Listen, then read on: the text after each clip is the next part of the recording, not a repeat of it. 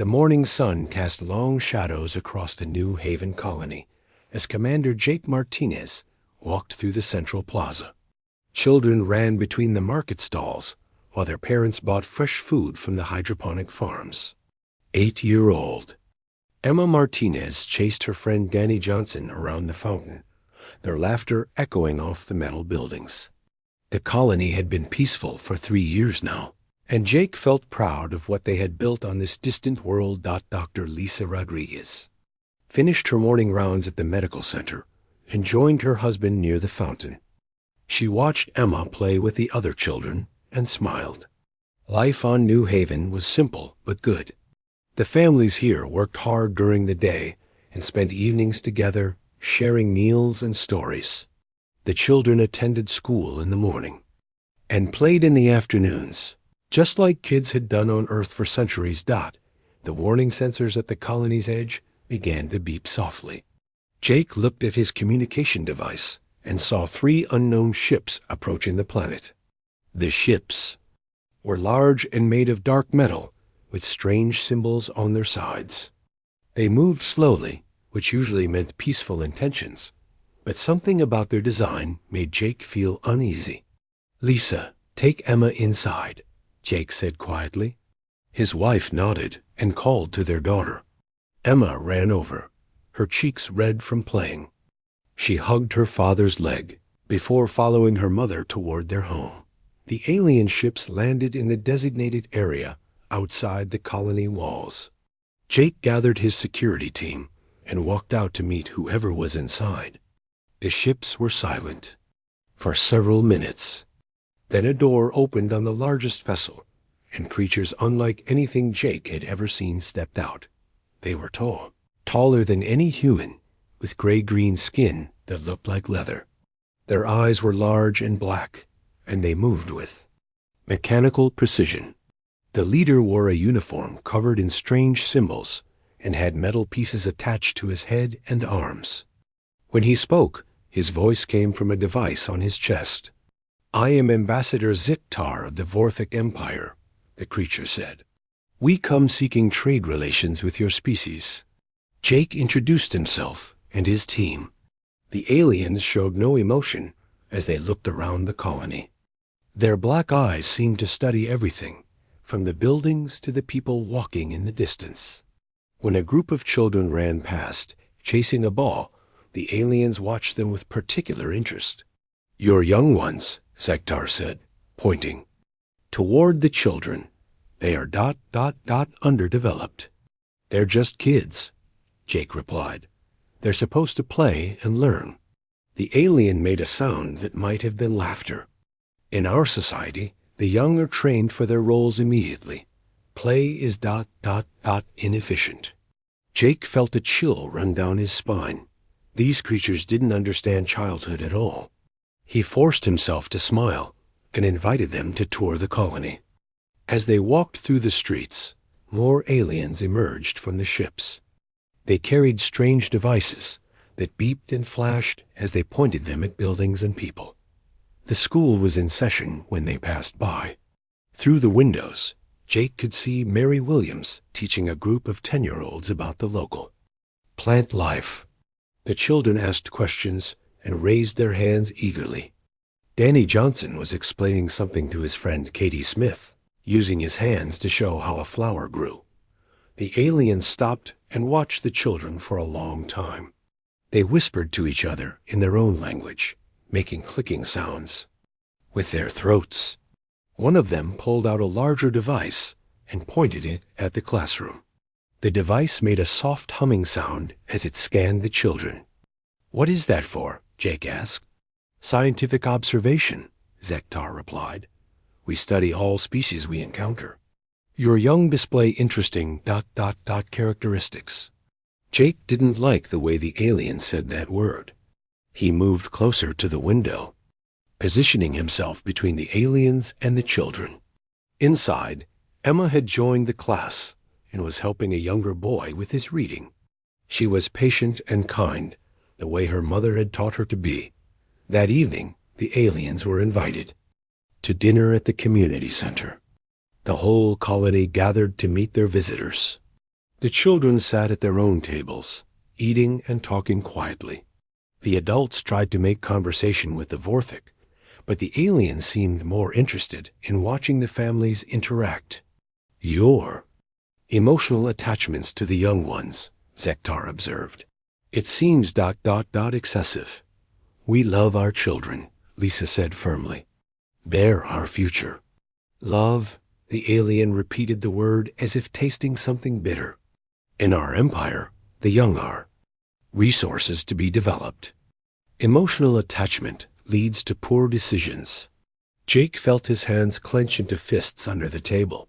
These creatures talked about children like they were tools or machines.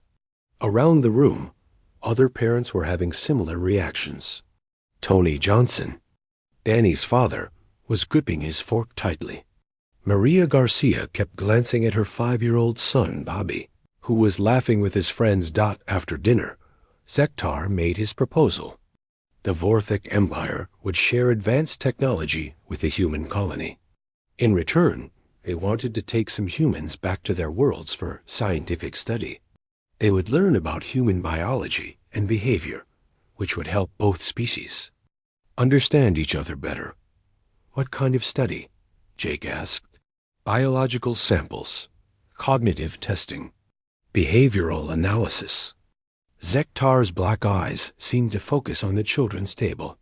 Your young ones would be particularly valuable for our research. The room fell silent. Every parent in the building understood what the alien was really asking. He wanted to take their children away for experiments. Jake stood up slowly, his face hard as stone. No, he said clearly. Absolutely not. The alien tilted his head. You refuse a beneficial trade agreement over such a small matter? Small matter? Lisa stood, but beside her husband. You're talking about our children. They are replaceable, Zektar said. You can produce more. The entire room erupted. Parents shouted in anger, while children looked around in confusion. Jake raised his hand for silence, but his voice was deadly calm when he spoke. I think this meeting is over. You should leave. The aliens stood without emotion. As they walked toward the door, Zektar stopped and looked back at the families. Your emotional responses are noted, he said. We will consider other arrangements. The aliens left the building and walked back to their ships. Jake watched them go, but something in the ambassador's tone made him uneasy. He ordered extra security patrols and told all parents to keep their children close. The alien ships took off the next morning, disappearing into the dark sky. But Jake's instincts told him this wasn't over. The way the aliens had looked at the children, the questions they had asked, the devices they had used to scan them, they weren't interested in trade at all. They wanted something else entirely, and Jake had a terrible feeling he knew what it was. 3 days passed since the alien ships had left New Haven. Jake Martinez tried to return to normal routines, but he couldn't shake the feeling that something bad was coming. He increased security patrols around the colony and asked all parents to stay alert. The children sensed the tension, but continued playing and going to school as usual. Emma Martinez walked to school with her friends Danny Johnson and Katie Smith. They talked about their science project on local insects and shared their lunches. The morning was bright and warm, perfect for outdoor activities. Mary Williams had planned a nature walk for her students, and the children were excited to explore the forest near the colony. At 10 o'clock, Mary led 15 children out of the school building toward the woods. They carried collection bags and magnifying glasses, ready to study the plants and animals they would find. Emma held Bobby Garcia's hand because he was only 5 and got scared easily. Danny and Katie walked together, already arguing about which insects they would catch. The forest was quiet, except for the sounds of birds and small animals. Mary pointed out different types of leaves and flowers, while the children gathered samples. They found colorful beetles and interesting rocks to take back to the classroom. Emma discovered a butterfly with bright blue wings and called the other children over to see it. "Look how pretty it is," she said, holding very still so the butterfly wouldn't fly away. The other children gathered around, whispering softly so. They wouldn't scare it. That was when the air began to shimmer. At first, Mary thought it was just heat waves from the sun. But the shimmering grew stronger, and she realized something was wrong. The air around the children began to glow with a strange blue light. She tried to run toward them, but an invisible barrier stopped her. "Children, get away from there." Mary shouted, but her voice sounded muffled, as if she was speaking underwater. The children looked around in confusion. The blue light was getting brighter, and they could feel electricity in the air. Emma grabbed Bobby's hand tighter and tried to run, but her feet felt heavy. Danny reached for Katie, but his hand passed through her like she was made of smoke. "What's happening?" Katie cried, but her voice was fading. The blue light exploded around the children, and suddenly they were gone. Mary found herself standing in an empty forest clearing with nothing but scorch marks on the ground. She ran from spot to spot, calling their names, but found only burned grass and the smell of ozone dot back at the colony. Alarms began to ring. The security sensors had detected the same energy signature from the alien ships. Jake was in his office when his communication device started buzzing frantically. Reports came in from all over the colony about missing children. 15 kids vanished from the school trip, reported Security Chief Ben Carter. Another 8 disappeared from the playground. The Johnson boy, the Garcia kid, your daughter Emma, they're all gone. Jake felt his world collapse. He grabbed his rifle and ran toward the forest, with Lisa close behind him. When they reached the clearing, they found Mary Williams on her knees, crying and searching through the burned grass. "They just vanished," Mary sobbed. "There was this light, and then they were gone. I couldn't reach them. I tried, but something was stopping me." Lisa found Emma's backpack beside a tree. Inside were her daughter's drawings and school supplies, all that remained of her little girl. Jake knelt down and touched the scorch marks on the ground. The grass was burned in perfect circles, and the soil underneath was glass smooth. "Alien transport beams," Jake said quietly. "They took our children." More parents arrived in the clearing. Tony Johnson found his son's baseball glove beside a burned tree.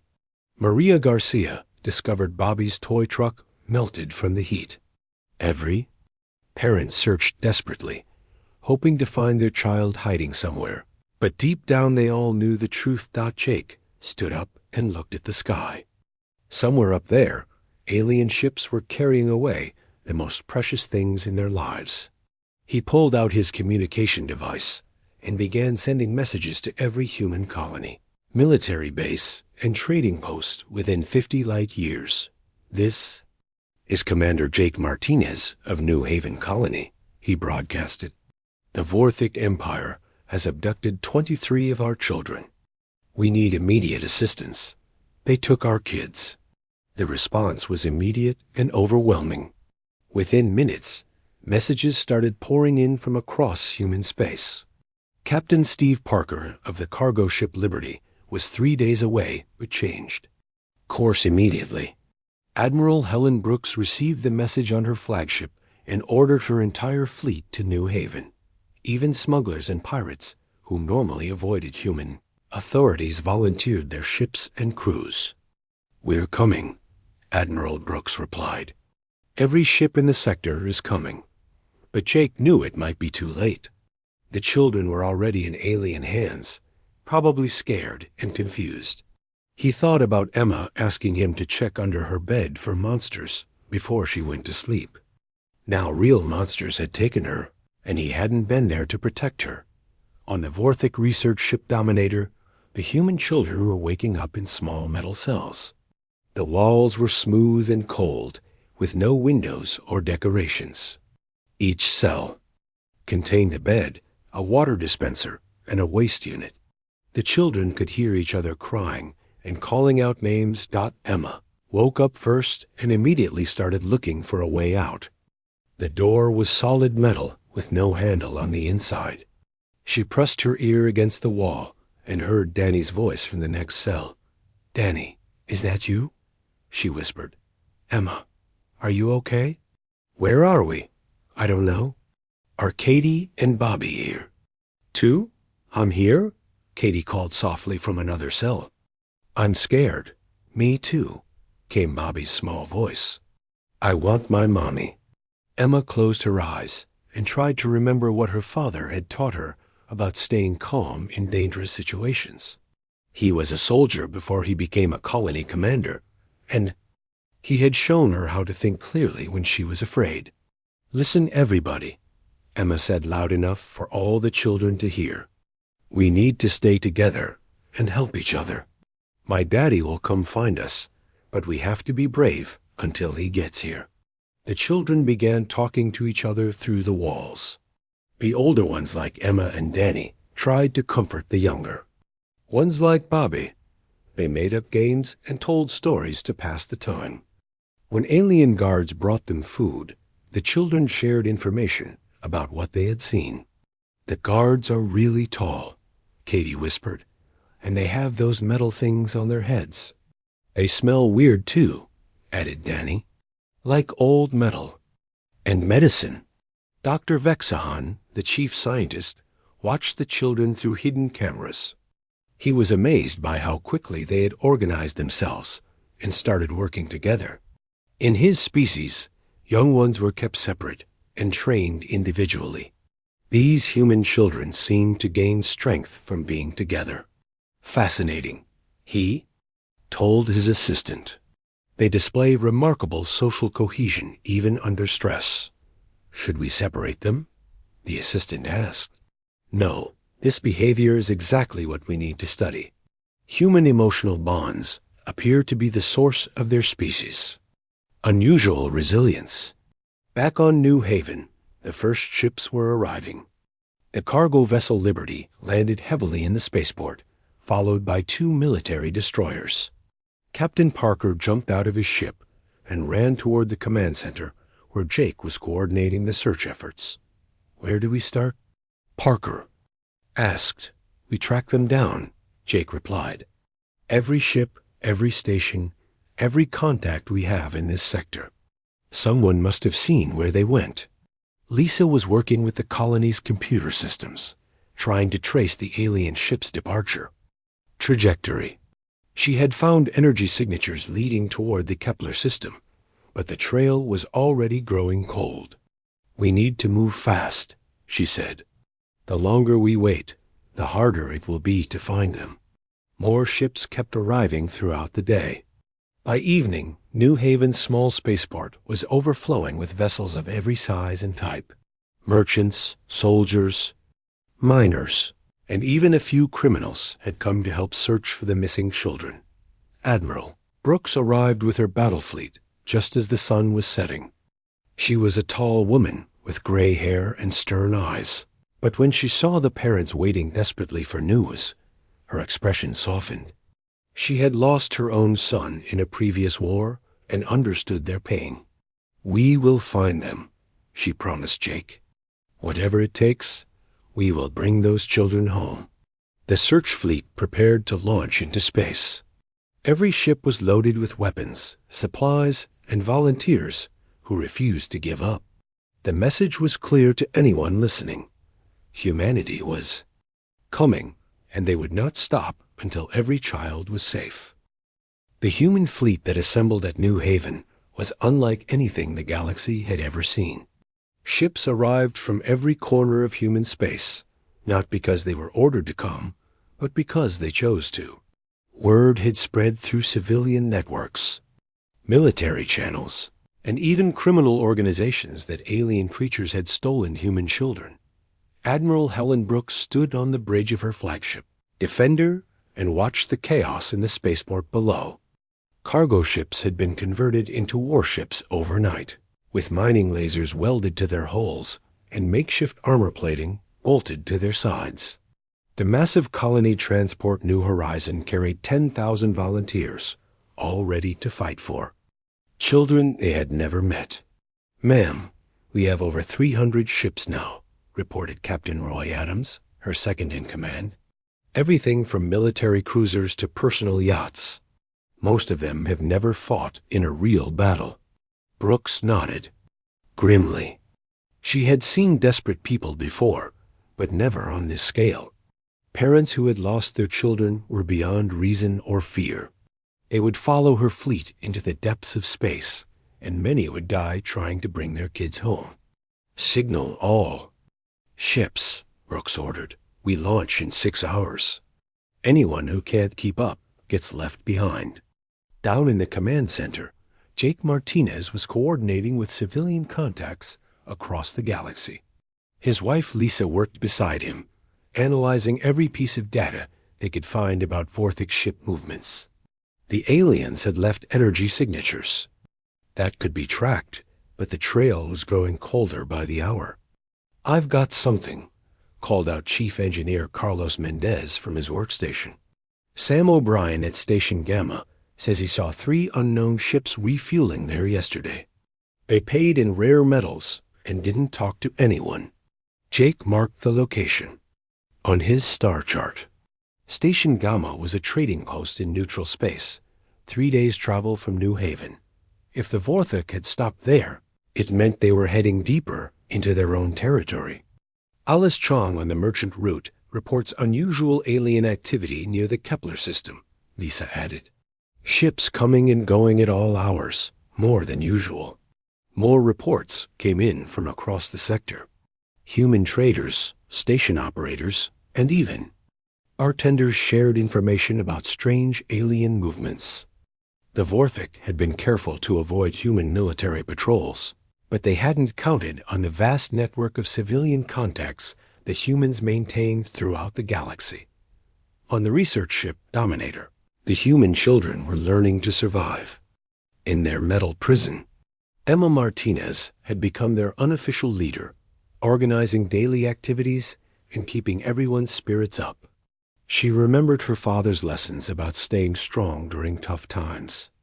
"Okay, everyone, it's story time," Emma announced through the walls. "Who wants to go first?" "I'll tell the one about the brave knight," Danny Johnson called out. He had been telling stories every day to help the younger children fall asleep. His voice was getting hoarse, but he never complained. "Once upon a time, there was a knight who lived in a castle with his friends," Danny began. "One day, a dragon came and took all the children from the village. The knight was very sad, but he didn't give up. He gathered all the other knights, and they rode out to fight the dragon. The children listened quietly, imagining their parents as brave knights coming to rescue them. Even little Bobby Garcia had stopped crying as much and was trying to be brave like the older kids. Dr. Vexon continued his observations from his laboratory. The human children's behavior puzzled him. In his species, young ones left alone would become aggressive and fight each other. These humans were doing the opposite, taking care of each other and growing stronger as a group. "The small ones are not becoming weaker," he reported to Ambassador Zektar. "They are adapting to confinement better than expected. The older ones are teaching the younger ones survival skills." "Are they planning an escape?" the ambassador asked. "Constantly. They test the doors, examine the walls, and share information about guard routines. But they never act without considering the safety of the smaller ones." Zektar was beginning to understand that they had made a serious error. The humans were not responding to the abduction as other species would. Instead of accepting their loss and negotiating, they were mobilizing for war. "Our intelligence reports indicate massive fleet movements in human space," Zektar said. "They appear to be organizing some kind of military response." Dr. Vexon looked at his data screens, showing the children's vital signs. Their heart rates were elevated, indicating stress, but their brain activity showed remarkable coordination. They were communicating and planning together in ways his species had never seen. "Perhaps we should consider returning some of them," the doctor suggested, as a gesture of goodwill. "No," Zektar replied firmly. "These specimens are too valuable. The humans will negotiate eventually. They are too practical to risk war over a few offspring." Back in human space, the rescue fleet was preparing for battle. Carlos Mendez had worked day and night to modify human weapon systems. Mining lasers were recalibrated to penetrate alien. Shields, cargo holds were converted into fighter bays. Even civilian ships were armed with whatever weapons could be found. The Vorthic use energy shields that rotate frequencies, Mendez explained to a group of ship captains. "Our standard weapons won't work, but these modifications should punch through their defenses." Captain Steve Parker of the Liberty raised his hand. "What about their ships? Are they faster than ours?" "Their vessels are more advanced," admitted Admiral Brooks. "But they're built for efficiency, not for fighting desperate people. We have advantages they don't expect." The Admiral was right. The Vorthic Empire had conquered many worlds, but they had never faced an enemy that fought with parental fury. Their military doctrine was based on logical tactics and calculated risks. They didn't understand opponents who would sacrifice everything to save their children. "Remember," Brooks told her fleet commanders, "we're not just fighting for those kids. We're fighting for the principle that no one threatens human children and gets away with it. If we lose, every alien species in the galaxy will think they can take our kids whenever they want." The hunt began with systematic tracking of every Vorthic ship in the sector. Human intelligence networks, both legal and illegal, shared information freely. Smuggler Rick Sullivan provided maps of hidden trade routes. Businessman Frank Cooper offered his company's cargo ships as support vessels. Even retired military officers came out of retirement to help. "Contact at Station Gamma," reported Communications Officer Nancy White. Sam O'Brien confirms 3 Vorthic ships refueled there 36 hours ago. They're heading for the Kepler system. The human fleet changed course immediately.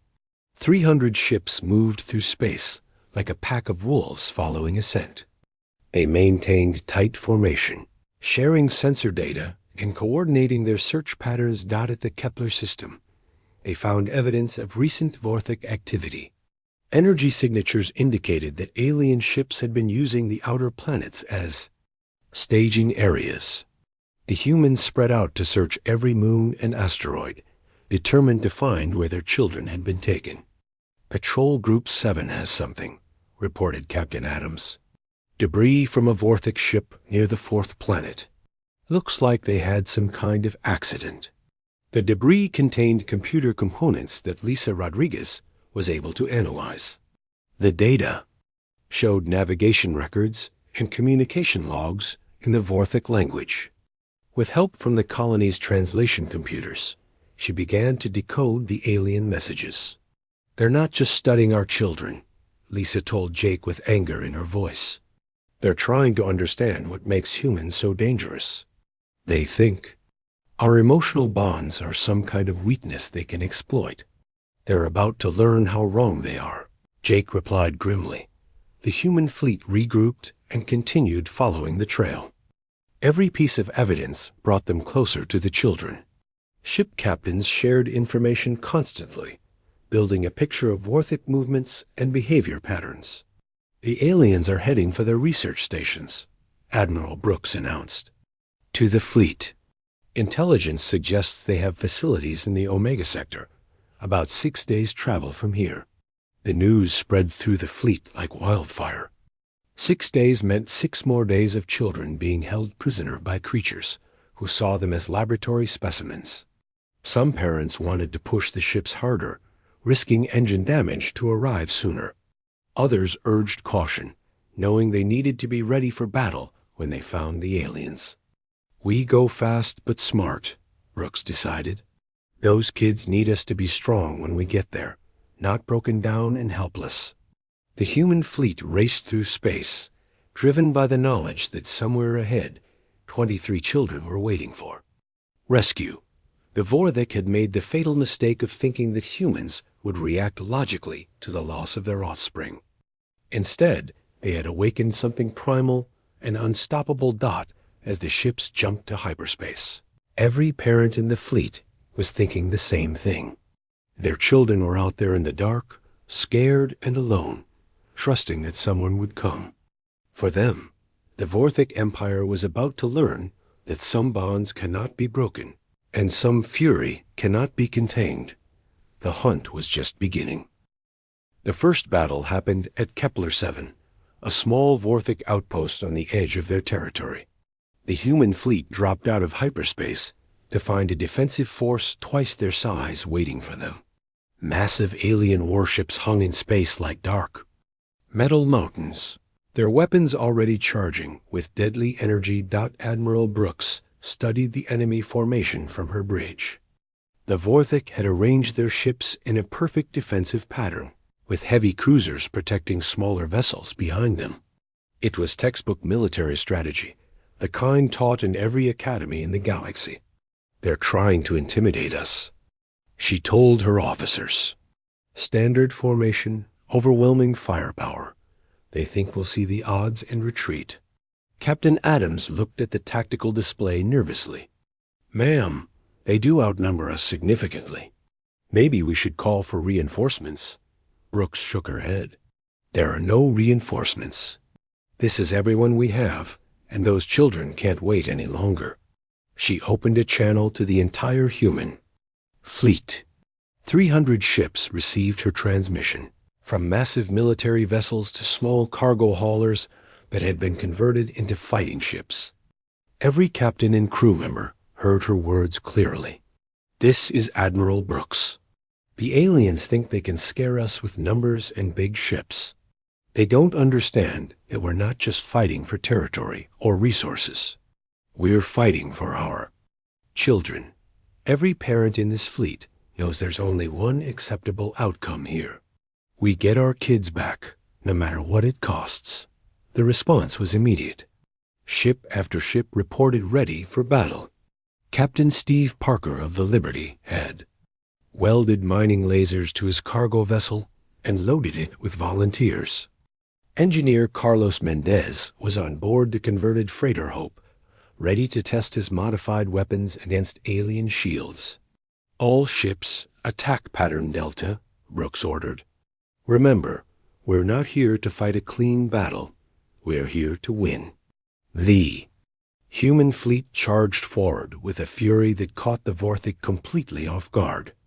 Instead of careful formations and calculated maneuvers, the humans attacked like wild animals protecting their young. Ships broke formation to engage targets of opportunity. Converted cargo vessels rammed into alien cruisers without hesitation. Captain Parker's Liberty was the first to reach the enemy line. His ship was old and slow, but it was built to carry heavy loads.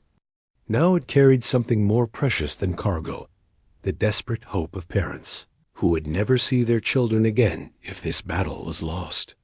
"This is for Emma Martinez and all the other kids," Parker shouted over the communications as he aimed his ship directly at the Vorthik command vessel. "Tell their parents we didn't give up." The Liberty struck the alien cruiser's bridge at full speed. The explosion lit up space like a new star, taking out the enemy's command structure and leaving their formation in chaos. Parker and his crew died instantly, but their sacrifice opened a gap in the Vorthik defenses. "All ships through the gap," Brooks ordered. "Make Parker's sacrifice count." The human fleet poured through the opening like water through a broken dam. Mendez's modified weapons proved devastatingly effective against the alien shields. Mining lasers that had been used to cut through asteroids now carved through enemy armor like it was paper. The Vorthik had never faced anything like this. In their previous conquests, enemy forces had fought with military precision and logical tactics. When faced with superior firepower, they had retreated or surrendered. These humans were different. They fought with the desperation of parents whose children had been stolen. "Enemy vessel ramming our port side." called out the tactical officer on the Vorthik flagship. "They're not trying to disable us. They're trying to destroy us completely." Commander Vetver watched in horror as a human mining ship crashed into one of his destroyers. The humans weren't following any military doctrine he understood. They were willing to sacrifice their own ships if it meant destroying his forces. "Signal the fleet," he ordered. "Begin withdrawal to the secondary position." But the humans weren't going to let them escape. Admiral Brooks had spread her ships in a wide net around the battle area. When the Vorthik tried to retreat, they found their escape routes blocked by converted cargo vessels and civilian ships armed with improvised weapons. "No quarter," Brooks broadcasted to her fleet. "They took our children. We give them nothing." The battle raged for 6 hours. The humans lost nearly half their ships, but they destroyed the entire Vorthik defensive force. When the last alien vessel exploded in a ball of fire, the survivors regrouped to assess the damage. "Casualty report," Brooks asked grimly. 47 ships destroyed, 23 damaged but operational," reported Adams. "We lost a lot of good people." Brooks nodded. Every death was a tragedy, but she knew those crews had died for something more important than their own lives. They had died for the future of human children everywhere. "Signal all remaining ships," she ordered. "We continue the hunt." The human fleet limped toward the next system, leading behind a debris field that would serve as a warning to other alien species. The Vorthik had learned their first lesson about humanity. When you threaten their children, they don't negotiate. They fight until one side is completely destroyed. News of the battle spread through Vorthik space like wildfire. Ambassador Zektar received reports from surviving ships with growing alarm. The humans had fought with a ferocity that defied all military logic. They had been willing to sacrifice their own vessels to destroy his forces. How many human ships were destroyed? He asked his intelligence officer. 47 confirmed. "Sir, but their remaining forces are still advancing toward our territory." Zektar couldn't understand it. In his species, military forces would retreat after losing half their strength. These humans were continuing their attack as if nothing had happened. On the research ship Dominator, the human children had felt the ship shudder during the battle. They didn't know what was happening, but Emma Martinez told the others that it might be their parents coming to rescue them. "Did you hear that noise?" Danny Johnson whispered through the wall. "It sounded like explosions." "Maybe it's Daddy," little Bobby Garcia said hopefully. "Maybe he's fighting the bad aliens." Dr. Vexon was monitoring the children's vital signs during the battle. Their heart rates had increased, but not from fear. They seemed excited, hopeful. Even in captivity, they believed that help was coming. "The specimens are displaying unusual optimism," he reported to the ambassador. "Despite being imprisoned, they seem to believe they will be rescued." "That's because they don't understand the reality of their situation," Zektar replied. "The human fleet will be destroyed long before they reach us." But the ambassador was wrong. The human fleet continued its advance, growing stronger with each battle. Ships that had been damaged were repaired by crews working around the clock. New vessels joined the fleet from other human colonies, bringing fresh fighters and supplies. The second battle took place at the Vorthik mining station Alpha 7. This time, the aliens were ready for human tactics. They had studied the battle recordings and developed new strategies to counter human aggression. "They'll try to ram us again," predicted Commander Veltar as he watched the human fleet approach. All ships maintained distance and used long-range weapons. But the humans had learned too. Admiral Brooks had studied the alien formations and developed new attack patterns. Instead of charging directly at the enemy, she split her fleet into smaller groups that attacked from multiple directions. "Wolf pack formation," she ordered. "Hit them fast and hard, then retreat before they can respond." The human ships darted in and out of the alien formation like angry hornets. They would strike with their modified weapons, destroy a target, then disappear before the Vorthik could retaliate. It was a new kind of warfare, one that the aliens had never encountered. "They're not fighting like a military force," Commander Veltar reported in confusion. "They're fighting like ... like parents," finished his tactical officer. "They're fighting like parents protecting their young." The realization hit the Vorthik command structure like a physical blow. They had been trying to fight a conventional war against an enemy that wasn't bound by conventional rules. The humans weren't concerned with military honor or strategic objectives. They just wanted their children back, and they would do anything to get them. The battle at Alpha 7 lasted 3 hours. When it was over, the Vorthik mining station was nothing but scrap metal floating in space. The human fleet had lost more ships, but they had also proven that they could adapt and overcome any defense the aliens could mount. "Signal the Empire," Commander Veltar transmitted with his dying breath. "Tell them the humans are not like other species. They don't fight for conquest or resources. They fight for love." The third battle was at the Vorthik Supply Depot Beta 12. By now, word had spread throughout the alien empire about the human fleet's advance. Many Vorthik commanders were requesting transfers to other sectors, unwilling to face an enemy that fought with such terrible determination. Admiral Brooks had replaced her losses with new ships and volunteers. Every human colony in the sector had contributed vessels and crews. The fleet was now larger than when it had started, fueled by the rage of an entire species that had learned their children were in danger. The Vorthik defenders at Beta 12 tried a new strategy. Instead of fighting in formation, they scattered there. The final battle began at the Vorthok research station Omega 9, where the human children were being held. The station hung in space like a dark metal spider, surrounded by the last major battle group of the Vorthok Empire.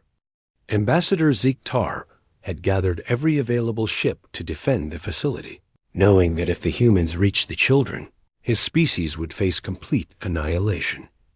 Admiral Brooks stood on the bridge of her flagship, looking at the enemy formation through the view screen. After weeks of fighting, her fleet had been reduced to 200 ships, but every captain and crew member burned with the same desperate determination that had carried them across the galaxy. "Final offer," she broadcasted to the alien fleet.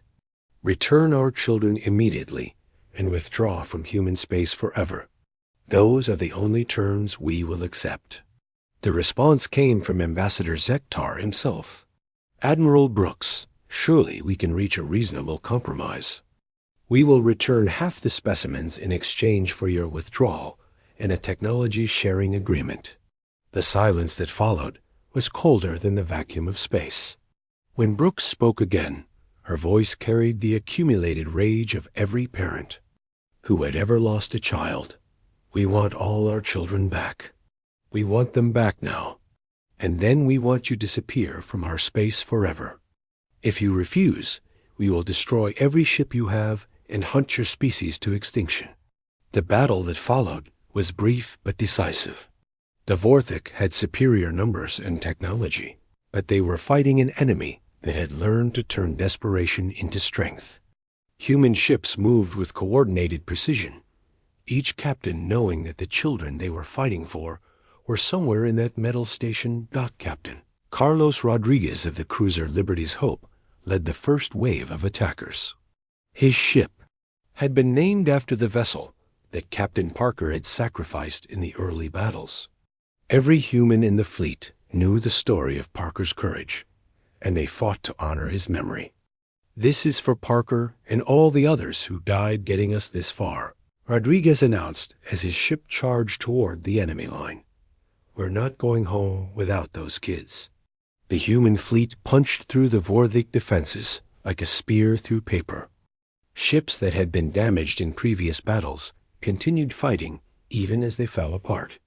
The converted cargo vessel Hope's Dream lost its entire front section to enemy fire, but kept advancing, its crew manually operating the weapons from the cargo bay. Dr. Lisa Rodriguez was aboard the medical ship Mercy, preparing to treat the rescued children.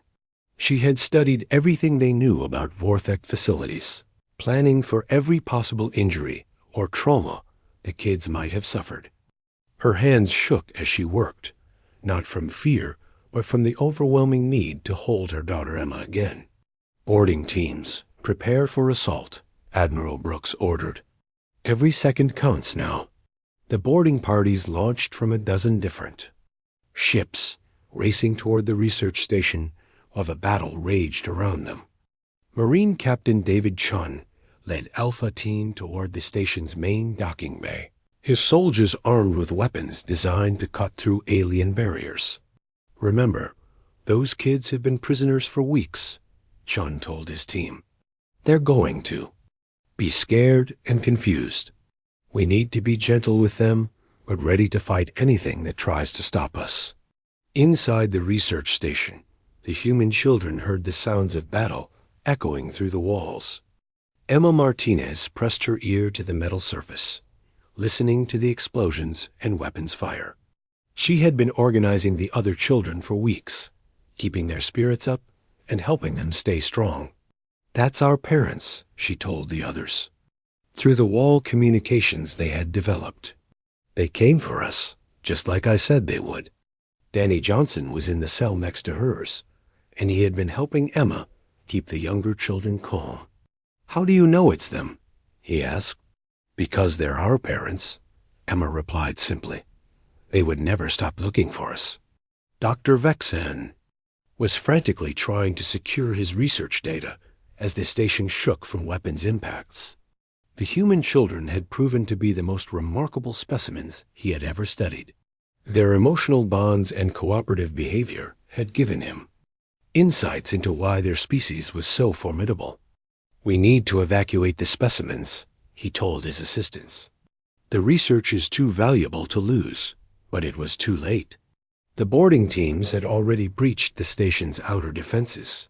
Captain Chun and his Marines moved through the corridors with deadly efficiency, destroying every alien they encountered.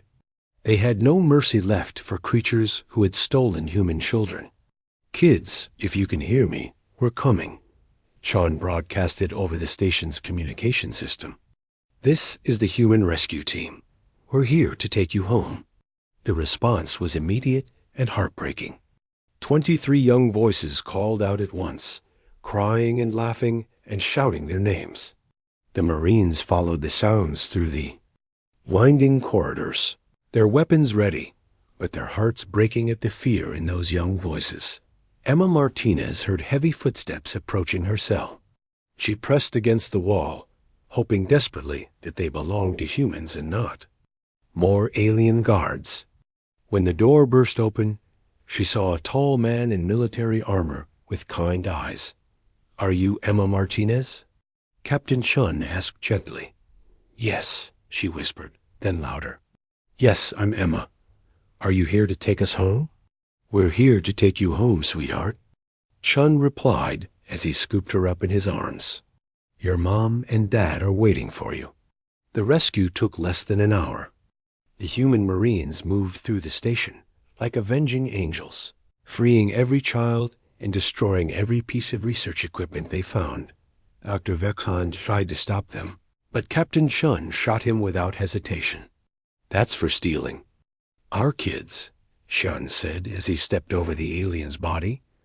The children were rushed to the medical ships, where Dr. Rodriguez and her team were waiting.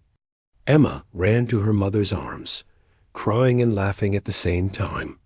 Danny Johnson was reunited with his father Tony, who had volunteered for the rescue mission.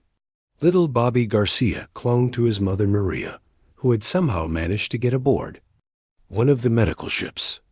"Are we really going home?" Katie Smith asked as the ship's doctor checked her over. "Yes, sweetheart," Dr. Rodriguez told her. "We're all going home." The battle around the research station was over. The last Vorthik ships were either destroyed or fleeing into deep space.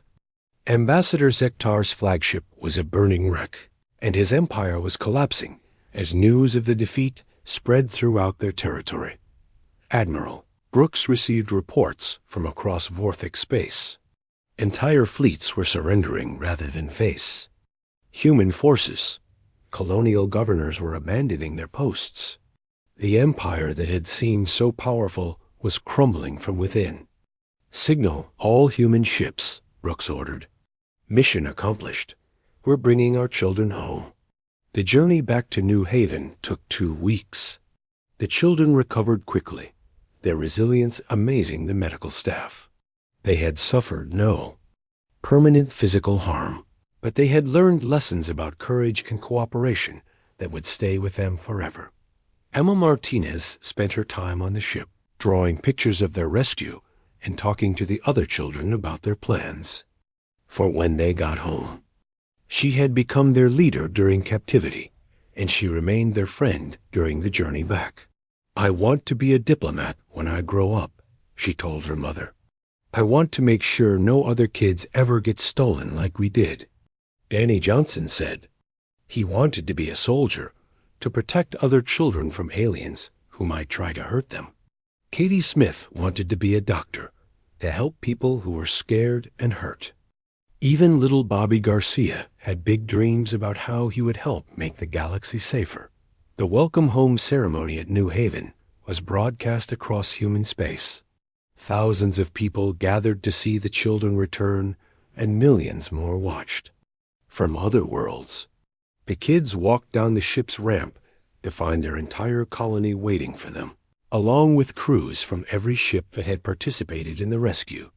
Commander Jake Martinez hugged his daughter Emma so tightly she could barely breathe.